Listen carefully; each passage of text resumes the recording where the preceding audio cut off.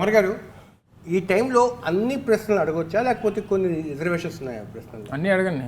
నా ఫస్ట్ ప్రశ్న, అవమానంగా లేదా మీకు టికెట్ ఇవ్వకుండా రిక్త హస్తాలు చూపించడం అధిష్టానం వైఎస్ఆర్సీపీ? లాస్ట్ 2 లిస్టులు ఏవైతే వచ్చాయో అవి ఇన్ఛార్జెస్ గడిచినటువంటి డిసెంబర్ మాసంలో 11వ తారీఖున రిలీజ్ చేసినటువంటి ఒక 11 మంది లిస్ట్ కానివ్వండి, లేదా మొన్న 2వ తారీఖున రిలీజ్ చేసినటువంటి 27 మంది కానీ, అది ఇన్ఛార్జెస్ సంబంధించినటువంటి లిస్టు. బహుశా రేపే వారు క్యాండిడేట్స్గా ఉండేటువంటి అవకాశం కూడా 99% వారే క్యాండిడేట్స్గా ఉంటారు. అంటే ఒకప్పుడు మీకు విశాఖ జిల్లా, పాత ఉమ్మడి జిల్లాలో జగన్మోహన్ రెడ్డి గారికి అత్యంత కావాల్సిన వ్యక్తుల్లో మీరే ప్రథమ స్థానంలో ఉన్నారు. ఇప్పుడు వద్దు అని చెప్పి ఎందుకు అనుకున్నారు? ఎవరన్నారు? ఇప్పుడు సీట్ ఎందుకు ఇవ్వలేదు మీకు? ఇప్పటికీ కూడా జగన్మోహన్ రెడ్డి గారికి ఈ జిల్లాలో, అంటే నా అంతా నేను చెప్పుకుంటే అది అతిశయోక్తిలా ఉంటుంది. జిల్లాలో ఉన్నటువంటి నాయకులను ఎవరిని అడిగినా జిల్లాలో జగన్మోహన్ రెడ్డి గారికి అత్యంత సన్నిహితంగా ఉన్నటువంటి వ్యక్తి ఎవరనంటే అమరనే చెప్తారు.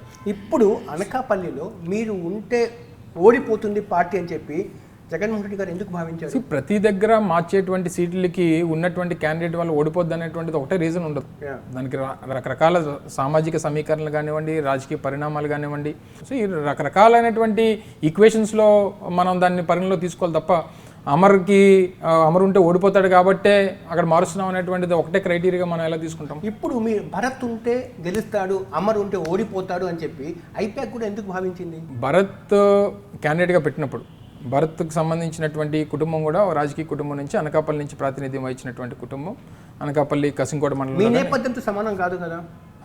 ఏదైనప్పటికీ ఎవరి నేపథ్యాలతో, ఇప్పుడు 151 మంది ఎమ్మెల్యేలు ఉన్నాం, అందరూ ఒకటే నేపథ్యం ఉండదు కదా. అందులో ఫ్రెష్గా అప్పటికప్పుడు రాజకీయాల్లో షిఫ్ట్ చేస్తున్నారు, కనీసం షిఫ్ట్ కూడా చేయలేదు కదా. మా రీజనల్ కోఆర్డినేటర్ సుబ్బారెడ్డి గారు పార్టీ వ్యవహారాలు చూసేటువంటి వ్యక్తి, ఆయన మాట్లాడుతున్నప్పుడు అమర్ సర్వీసెస్ ఇంకా మెరుగ్గా వాడుకునేటువంటి దానికి నిర్ణయాలు తీసుకుంటాం అనేటువంటి మాట చెప్పడం జరిగింది. సరే, ఏదన్నా అవనివ్వండి, ఏదనుకున్నా అమర్నాథ్ అనేటువంటి వ్యక్తి గతంలో కూడా మీతో మాట్లాడినప్పుడు చెప్పాను, అనేక సందర్భాల్లో చెప్పాను, జగన్మోహన్ రెడ్డి గారికి అత్యంత సన్నిహితుడిగా, జగన్మోహన్ రెడ్డి గారి కోసం నిత్యం కష్టపడి జగన్మోహన్ రెడ్డి గారి నాయకత్వం కోసం పనిచేసేటువంటి వ్యక్తి. అత్యంత సన్నిహితుడు అందరూ మేము కూడా అనుకున్నాము ఇప్పుడు మొన్నటి వరకు లిస్ట్ వచ్చేంత వరకు.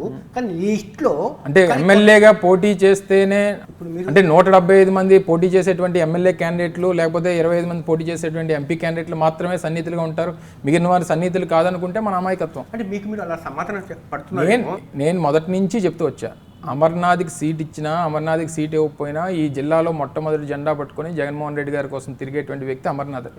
సో అందులోని ఏ రకమైనటువంటి డివియేషన్ లేదు. మీరు ఫ్యూచర్లో ఏం చేస్తారు అన్న విషయంపై సెకండ్ పార్ట్లో వస్తాను. ఫస్ట్ పార్ట్లో మీ పర్ఫార్మెన్స్ ఎందుకు బాగలేదని చెప్పి పార్టీ భావించింది? ఇందాక కూడా చెప్పా, పర్ఫార్మెన్స్ మీదే మీరు ఎందుకు క్రైటీరియా కింద తీసుకుంటున్నారు అని. వేరేది ఏ కారణాలు ఉంటాయంటే డిఫరెంట్ అమర్ని ఇంకో దగ్గర రిక్వైర్మెంట్ ఉందని అనుకోవచ్చు, లేదా అమర్ని పార్టీ సర్వీస్కి వాడుకోవాలని చెప్పని అనుకోవచ్చు. ఇన్ని క్రైటీరియాస్ ఉన్నాయి, ఇంకా ఎలక్షన్ నోటిఫికేషన్ కూడా రాలేదు కదా. 2 రకాలుగా వాదనలు వినిపిస్తాయి. మీకు చోడవరం కానీ పెందుర్తిలో కానీ అకామిడేట్ చేస్తారు అని చెప్పి ఒక రకమైన అభిప్రాయం ఉంది. ఇంకో రకమైన అభిప్రాయం ఏంటంటే ఎక్కడ కూడా మీకు సీట్ ఇవ్వకపోవచ్చు అనేది. ఈ రెండిట్లో ఏది కరెక్ట్? జగన్మోహన్ రెడ్డి గారు నిర్ణయిస్తారు.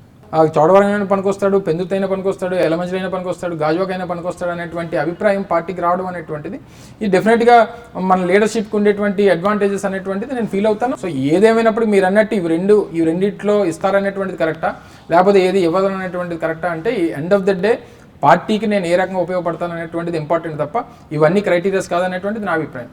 మీరు పవన్ కళ్యాణ్ గారికి ఎక్కువగా విమర్శలు చేయడం వల్ల కాపు కమ్యూనిటీ మీకు దూరం అయ్యారు కాబట్టే మీకు టికెట్ ఇవ్వలేదు. కాపు కమ్యూనిటీ ఈసారి పోటీ చేస్తే మీరు ఓడిస్తారని చెప్పి. కాపు కమ్యూనిటీ ఏమి పవన్ కళ్యాణ్ పేటెంట్ కాదు కదా. పవన్ కళ్యాణ్ కాపులకి ఏం చేశాడు అనేటువంటిది కూడా వారు చెప్పాలి కదా. ఓకే, పవన్ కళ్యాణ్ అధికారంలో లేరు, మీరు అధికారంలో ఉన్నారు. మేము ఏం చేశారో కాపులకి అనేటువంటి చెప్పాలంటే మీ సమయం సరిపోదు, నా సమయం సరిపోదు. వ్యక్తిగతంగా మీరు ఏం చేశారు? నేను ఇప్పుడు కాపులకి సంబంధించి ఒక స్పేస్ ఇస్తున్నాను. నేను వ్యక్తిగతంగా అవునన్నా కాదన్నా గుడివాడ అమర్ బిలాంగ్స్ టు కాపు, ఇది నిజం. అవునన్నా కాదన్నా మీరు ఆ కమ్యూనిటీ కోసం ఏం చేశారు? కాపు నేస్తం దగ్గర నుంచి, లేదా మిగిలినటువంటి హౌస్ స్కీమ్స్ దగ్గర నుంచి, లేకపోతే కాపు కార్పొరేషన్ సంబంధించినటువంటి ఫండ్స్ దగ్గర నుంచి ఇవన్నీ కూడా చేసినటువంటిది వైఎస్ఆర్ కాంగ్రెస్ పార్టీ చేయకపోతే ఎవరు చేశారు? వైఎస్ఆర్సీపీ స్టేట్ వైడ్గా జరిగే కాపుల కోసం ఏం చేశారు అనేది కార్యక్రమాల గురించి అడగట్లేదు. ఇప్పుడు మీకు ఇచ్చింది ఒక కాపు కోట కిందని మీకు ఒక మంత్రి పదవి ఇచ్చారు. కాపు కోట సరే అంటే ఓకే, సమీకరణలు అవన్నీ కాపుల కోసం పనిచేయమని చెప్పి ఎవరు కదా, ఆయన కూడా మీ కమ్యూనిటీ కోసం ఏదో ఒకటి చేయాలి కదా, చెప్పుకోవడానికి ఒక అవకాశం ఇస్తున్నాను. నేను ఏమేమి చేశాను చెప్తున్నాను ఇవన్నీ. నేను పార్టీగా ప్రభుత్వంగా చేసినవి చెప్తాను తప్ప ఇండివిజువల్ గా నేను ఏం చేశాను అనేటువంటిది పబ్లిక్ ప్లాట్ఫామ్స్ మీద చెప్పాల్సినటువంటి పని. కానీ జనాలకి ఏం గుర్తు అంటే గుడివాడ అమర్నాథ్ అంటే ఒక ప్రెస్ మీట్ పెట్టి పవన్ కళ్యాణ్ తిట్టడానికి మాత్రమే ఆయనకు ఒక పొడిట్ బ్యూరో ఇచ్చారు, శాఖ ఇచ్చారు. ఏది అన్నా ఒకటి గమనించాల్సింది ఏంటంటే ఆయన నడుపుతుంది రాజకీయ పార్టీ, మేము నడుపుతుంది రాజకీయ పార్టీ. రాజకీయ పార్టీలు అనేటువంటివి వారు మా నాయకుడినో లేదా మా పార్టీనో విమర్శ చేసినప్పుడు, ఆధారాలు లేనటువంటి ఆరోపణలు చేసినప్పుడు, మా నాయకుడిని దూషించినప్పుడు సహజంగా పార్టీగా అఫీషియల్ స్పోక్స్మెన్ గా నేను మాట్లాడతాను. మీరు మంత్రి అయినప్పటి నుంచి ఒకసారి చూసుకుంటే ఎన్ని ప్రెస్ మీట్ పెట్టారు? ఎగ్జాంపుల్ అనుకుంటే ఒక 10 ప్రెస్ మీట్ పెట్టాను అనుకుంటే ప్రతి మీడియా కాన్ఫరెన్స్ మీద అడ్రస్ చేసి ఉంటే ఆ 10లో 8 కాదు 9 మీడియా కాన్ఫరెన్సెస్లో పవన్ కళ్యాణ్ గారి గురించి విమర్శించడానికి. మీకు మీడియాకి చూపించుకోవడం దానికి అది బాగుంటుందేమో కానీ నేను మంత్రి అయిన తర్వాత ఆయన 10 సార్లు ఆంధ్రప్రదేశ్ వచ్చి ఉంటే నేను 10 సార్లు మాట్లాడానని చెప్పి మీరు చెప్పడానికి. ఆయన రాకపోయినా కూడా మాట్లాడుతున్నారు కదా. గడిచినటువంటి ఆయన ఎప్పుడైతే రాజమండ్రిలో తెలుగుదేశం పార్టీలో మధ్య అయిపోయారో, సారీ అదే ఏమంటారు వారితో పొత్తులు కలిపారో, ఆయన ఎక్కడ మాట్లాడుతున్నాడు? ఇప్పుడు అంతా తెలుగుదేశమే కదా మాట్లాడేది, ఇంకా ఆయన కూడా మాట్లాడేటువంటి అని చెప్పి తప్పుగా మాట్లాడారా? నా ఉద్దేశంలో మధ్య అయిపోయినట్టే నా ఉద్దేశం. అదే ఇక్కడ మన తప్పు అని చెప్పి సారీ అని చెప్పారు. నా మెంటల్ ఫీలింగ్ అయితే వాళ్ళు మధ్య అయిపోయారు అనేటువంటిది నా ఉద్దేశం. ఎవరికి రాని అదృష్టము, చాలా తక్కువ మందికి వచ్చే అదృష్టము మీకు వచ్చిందండి. ఏమని చెప్పి ఒక మంత్రి పదవి, అది కూడా చాలా కీలకమైన శాఖలు, పరిశ్రమల శాఖ, ఐటీ శాఖ, అంటే పని చేయడానికి ఒక బాగా స్కోప్ ఉన్న శాఖలన్నీ జగన్మోహన్ రెడ్డి గారు మీ మీద అభిమానంతో మీకు ఇచ్చారు సార్. మీరు ఎంత చక్కగా పనిచేసి ఉండొచ్చు సార్ విశాఖపట్నానికి. ఏం చేశారు సార్? ఏం చేయలేదు. మీరు లాస్ట్ టైం మీరు ఇన్ఫోసిస్ గురించి మాట్లాడితే ఎక్కడ వచ్చింది సార్ ఇన్ఫోసిస్? అప్పటికి రాలేదు సార్. అవును, అదే అంటున్నాను. మరి ఆ రోజు మీరు ఇలా పెద్ద క్వశ్చన్ మార్క్ వేసి ఏమైపోయింది సార్, ఎక్కడ ఉంది సార్, ఎక్కడ ఉంది క్వశ్చన్ మార్క్ అనేటువంటి మాట అన్నారు. మీరు నా మాట కొన్ని డెసిషన్స్ తీసుకునేటువంటి దానికి కొన్ని ప్రభుత్వం పరంగా తీసుకునేటువంటి పాలసీ డెసిషన్స్ ఉంటాయి, అది ప్రభుత్వం చేతిలో ఉంటాయి. పరిశ్రమ ఏర్పాటు చేయాలంటే కనీసం 18 నెలల నుంచి 24 మాసాలు పడుతుంది. నేను మంత్రి అయ్యి 19 మాసాలు అయింది.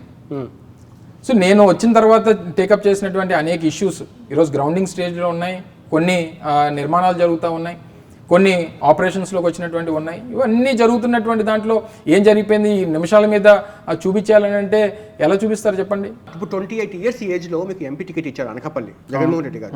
ప్లస్ మీరు ఓడిపోయినా కూడా విశాఖ జిల్లాని 3 జిల్లాలుగా ఒక జిల్లా ఉమ్మడి జిల్లా ఉన్నప్పుడు మీకు అధ్యక్షులు చేశారు 3 years పాటు. అంత నమ్మకంగా మిమ్మల్ని ఉంచారు. ఈరోజు అన్న నీకు టికెట్ లేదంట కదా అని చెప్పి ఎవరన్నా మీకు అడుగుతా ఉంటే జగన్మోహన్ రెడ్డి మా పార్టీలో ఉన్నటువంటి నాయకులకి కార్యకర్తలకి అనుమానమే లేదు. ఫస్ట్ ఆఫ్ ఆల్ టికెట్ నేను అనుకుంటున్నా ఎక్కడ జగన్మోహన్ రెడ్డి గారు డిసైడ్ చేస్తారు, పార్టీ ప్రెసిడెంట్ డిసైడ్ చేస్తారు. చోడవరం ఇస్తే ధర్మశ్రీ మీరు ఒప్పుకోరు, పెందుర్తికి వెళ్తే అదిప్ రాజు ఒప్పుకోరు. ఎక్కడ ఒప్పుకునేటువంటి దానికి ఒప్పుకున్నటువంటి దానికి గతంలో పూర్వం ఒక 20-25 సంవత్సరాల క్రితం ఉన్నటువంటి రాజకీయాల్లాగా ఇప్పుడు ఉన్నటువంటి రాజకీయాలు లేవు. ఇప్పుడు ఒకటి గ్రహించాల్సినటువంటిది, ఇప్పుడు ఉన్నటువంటి కొత్తగా వస్తున్నటువంటి రాజకీయాల్లోకి వస్తున్నటువంటి వ్యక్తులు కానీ ఈ కుర్రాడు ఈ రకంగా చెప్తున్నాడు ఏంటనేటువంటి అభిప్రాయం మన ఇంటర్వ్యూ ద్వారా బయటికి వెళ్ళేటువంటి వారు చూస్తున్నటువంటి గారు కానీ నేను చెప్పేటువంటి లైన్, పార్టీ వల్ల మనం తప్ప మన వల్ల పార్టీ కాదు అనేటువంటి విషయాన్ని గ్రహించాలి ఎవరన్నా. ఇప్పుడు అమర్నాథ్ ఉన్నా, లేకపోతే ధర్మశ్రీ ఉన్నా, లేకపోతే అదీప్ రాజు ఉన్నా, లేకపోతే ఇంకొకరు ఉన్నా పార్టీ వల్లే మనం తప్ప మన వల్ల పార్టీ కాదు అనేటువంటిది మనం గ్రహించుకోవాల్సినటువంటి. ఏం చెప్పేది ఏంటంటే నాకు సీట్ ఇవ్వకపోతే నేను ఆ సీట్ ఓడిచ్చేస్తాను, ఈ సీట్ ఓడిచ్చేస్తాను అని మీరు ఏదైతే సహకరించాలి మీరు అన్నారు కదా, మీరు అదే అన్నారు సహకరించరు అనేటువంటి మాట ఉంది ఏదైతే ఉందో. రేపు జరిగేటువంటి ఎన్నిక నేను ఇంకొకసారి కూడా చెప్పాను, నేను గెలిచిన రోజు కూడా ఈ మాట చెప్పాను. ఈ రోజు 151 మంది ఎమ్మెల్యేలు గెలిచామంటే అది మమ్మల్ని చూసి రాష్ట్ర ప్రజలు ఓటేయలేదు, జగన్మోహన్ రెడ్డిని మాత్రమే చూసి ఓటేశారు అనేటువంటి మాట నేను గెలిచిన రోజు చెప్పాను. రేపు జరిగేటువంటి 2024 ఎన్నికలు జగన్మోహన్ రెడ్డి గారు వర్సెస్ చంద్రబాబు నాయుడు గారు మాత్రమే తప్ప కదా. అలా ఉన్నప్పుడు ఈ మార్పులు చేర్పులు 30 మంది మారుస్తున్నారు. పాయింట్ నాకు అర్థం చేసుకోవట్లేదు. ఇప్పుడు జగన్మోహన్ రెడ్డి గారిని చూసే ఓటేస్తారు, జగన్మోహన్ రెడ్డి గారు ఎవరిని నిలబెట్టినా గెలుస్తారు అనే అభిప్రాయం ఉన్నప్పుడు ఈ 30 చోట్ల మార్పులు చెప్పినటువంటి పర్సెంటేజెస్ ఉన్నాయి కదా. అంటే 30 మంది పనికిరాని చెప్పిన 30 అని కాదు, రేపు పొద్దున ఇంకా ఎక్కువ అవ్వచ్చు. రేపు 30 కాదు, రేపు పొద్దున 50 అవ్వచ్చు, 60 అవ్వచ్చు, 70 అవ్వచ్చు. కానీ ఉన్నటువంటి దాంట్లో సమీకరణలు కూడా మనం చూసుకోవాలి కదా, రాజకీయ సమీకరణలు చూడాలి, సామాజిక సమీకరణలు చూడాలి, అక్కడ ఉన్నటువంటి పరిస్థితులు చూడాలి, క్యాండిడేట్ల తాలూకా స్ట్రెంగ్త్ చూడాలి. సో ఇవన్నీ కూడా మనం ఫాలో అవుతూ ఉన్నటువంటి క్రమంలో తీసుకునేటువంటి నిర్ణయాలు తప్ప కేవలం జగన్మోహన్ రెడ్డి గారు వర్సెస్ చంద్రబాబు నాయుడు గారు అనేటువంటి క్రమంలో మనం ఎలా పడితే అలా క్యాండిడేట్లు పెట్టొచ్చు అనేటువంటి దాన్ని కూడా మనం ధైర్యం చేయం కదా. అంటే ఒకటి సార్, జిల్లా అధ్యక్షుడిగా ఉన్నప్పుడు అందరినీ 3 ఏళ్ల పాటు కలుపుకుని పోయిన సీనియర్లను అమరు మంత్రిగా ఉన్నప్పుడు ఆ మార్కులు మీకు పడలేదు ఎందుకని? ఆ రోజు ఉన్నటువంటిది పార్టీ అధ్యక్షుడిగా ఎవరికి పదవుల్లో ఎవరు అందరం కలిసికట్టుగా పనిచేయాల్సినటువంటి పరిస్థితి వచ్చింది. ఆ రోజు కలిసి ఉండాల్సినటువంటి పరిస్థితి వచ్చింది. స్పెషల్ రైల్వే జోన్ సంబంధించి మీరు నిరాహారదీక్ష కూర్చున్నారు, ఆమరణ నిరాహారదీక్ష కూర్చున్నారు కదా, అంటే రకరకాల ఫైట్ చేశారు, అప్పులు పాలయ్యారు, నష్టపోయారు, చాలా ఆస్తులు అమ్ముకున్నారు. అంటే వ్యక్తిగతంగా నాకు మీరు తెలుసు కాబట్టి ఎంతగా రాజకీయాల్లోకి వచ్చి చేశారో తెలుస్తుంది.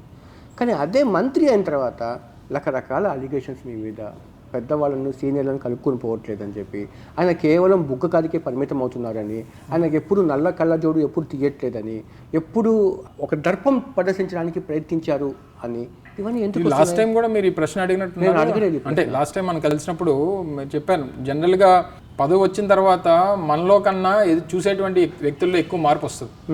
అమ్మ మంత్రి గారు కదా, మనం వెళ్ళి మాట్లాడొచ్చలేదు, మనం వెళ్ళి కలవచ్చలేదు, గతంలో లాగా మనం పిలవచ్చలేదు అనేటువంటి అభిప్రాయం సహజంగా హ్యూమన్ సైకాలజీ.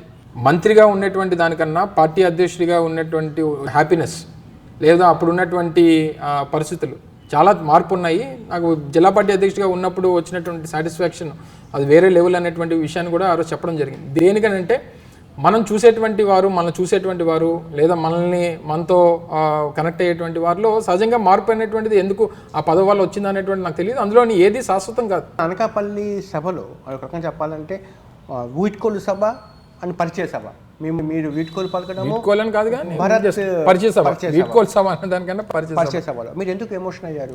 రాజకీయ పార్టీ అనగానే అదేమి ఒక వ్యాపార సంస్థ కాదు.